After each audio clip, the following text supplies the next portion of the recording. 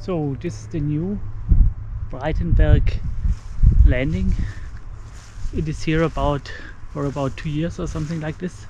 Earlier the landing was up there, but too much people landed on this field, which belongs to a farmer person who is not so nice if it comes to pilots, and they now put the landing down here to improve the situation and to reduce the conflicts with the local farmers here. It's early in the morning, 10:30, not a lot of pilots yet in the air. Now let's get up to Breitenberg mountain. Breitenberg is located in the southern part of Germany, near the famous castle of Neuschwanstein. To get to the top of the mountain, 2 cable cars are operating most of the year. The paragliding takeoffs are facing north and eastwards. Especially at the northern flank of the mountain, soaring is possible frequently due to the famous Bavarian north wind. Up at the middle station we can see the first takeoffs.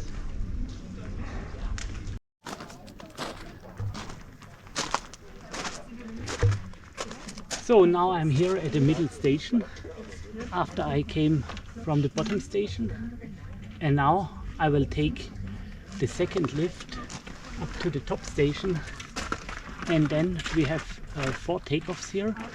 Angal takeoff, which is here.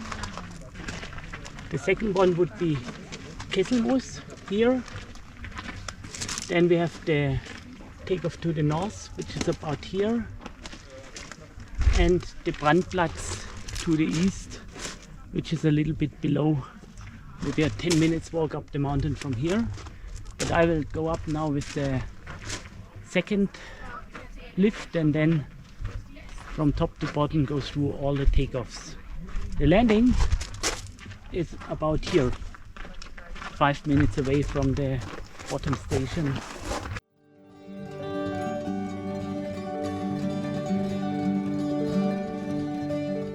The first takeoff we look at is Angal, about a 10 minutes hike above the mountain station.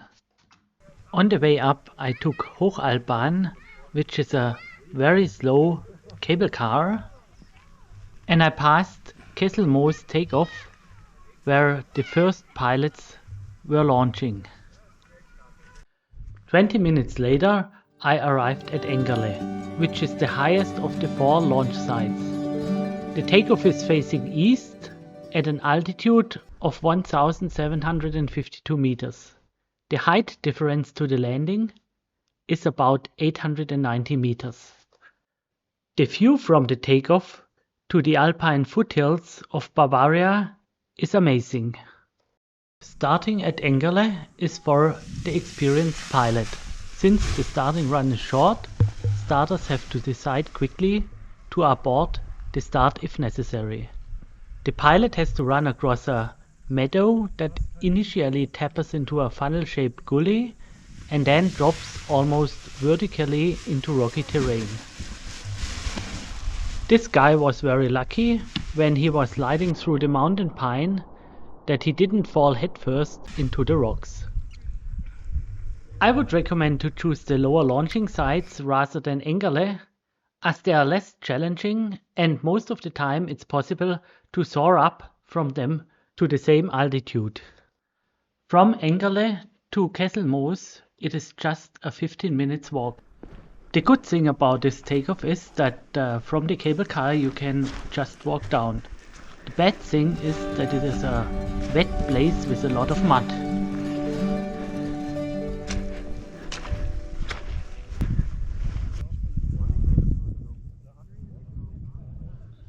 The altitude is just about 70 meters lower than Angal at 1688 meters. The launch site is facing to the east. Southeast not so recommended, but northeast no problem. While taking off to the east, the pilot has to steer towards the north directly after launching. To the left at the red arrow we can see the exit to the ridge. Here we can see the failed attempt of a tandem pilot. Well, let's try to do it better.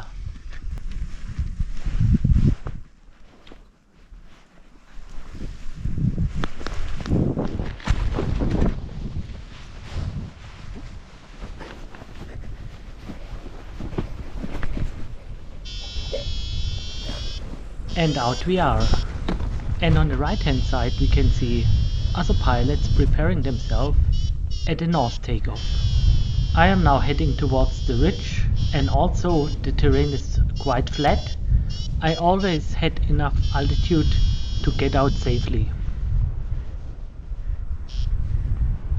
Having arrived at the ridge, there are several options for the pilot. Either turn to the left for soaring or to the right for thermaling. So here we can now see a final view to the Moos takeoff, how huge it is. It has a lot of space if it wasn't so wet. As I already mentioned, shortly after takeoff from Moos, on the right hand side, the north takeoff is visible.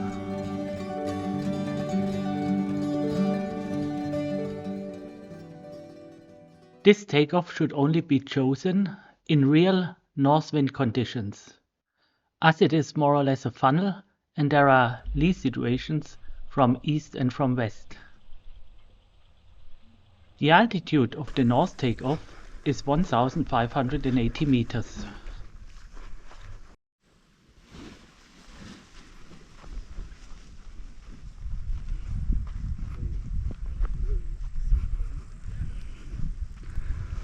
From this perspective we can see the north takeoff perfectly and behind Moos takeoff.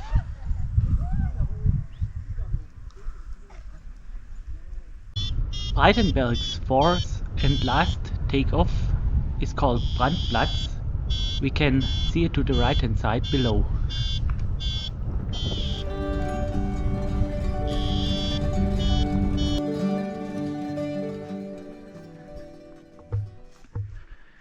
So now I'm at Brun Plats and the wind is coming from the back. That's clearly always the case if we have a north wind situation or if the thermals are coming up. But this is the easiest takeoff, and well, this takeoff is to the east. It can be used in the morning times or especially also in winter, because Breitenberg is a really good paragliding area, not only in summer but also in winter. And in winter, most of the time you can get out here quite easily. Easy takeoff to the east. As we had seen in the morning, a lot of people had been there. It worked still, and at about 11:30 or 12 o'clock the people went to the north. Here we can see the north takeoff from Brun Plats.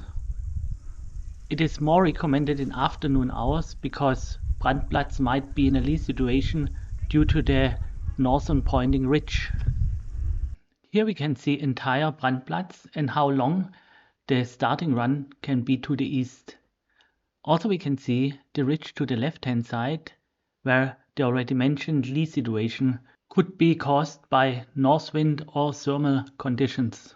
In winter this takeoff is right next to the skiing slope. Now let's summarize the takeoffs from the air. In the front we see Brun Plats, then north, then the Moos takeoff, and finally Angal. Well, and soaring along this ridge in the Bavarian north wind really is great fun. Only in west wind situations Breitenberg should be avoided, because then the whole takeoffs are in a lee. Now let's discuss the thermaling options. But maybe from here you have the opportunity to get easier to the Falkenstein Castle. Falkenstein Castle is just opposite Breitenberg Mountain. There you find the southern ridge.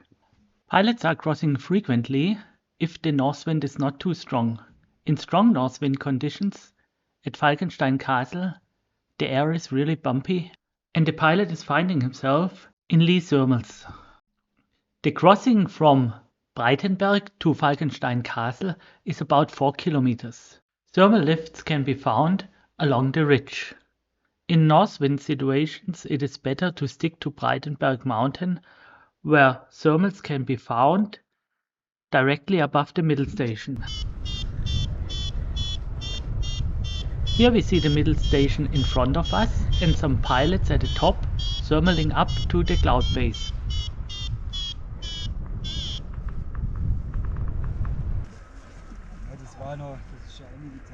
Finally, we are approaching at a landing now. Soaring down to the landing might take some time, as there are even in lower areas still very good lifts at the ridge.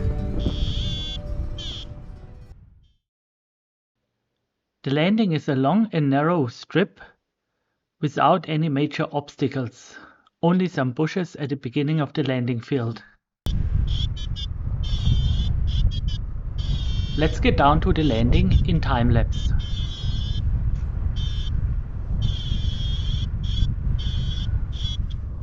Here I'm now over the old landing field, which, as I mentioned at the beginning of the video, is not for usage anymore.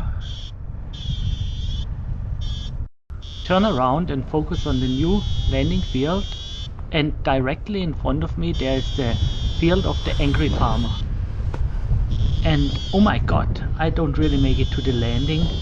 I land in this field, so this means I quickly have to run to the rear landing area so I don't get into trouble.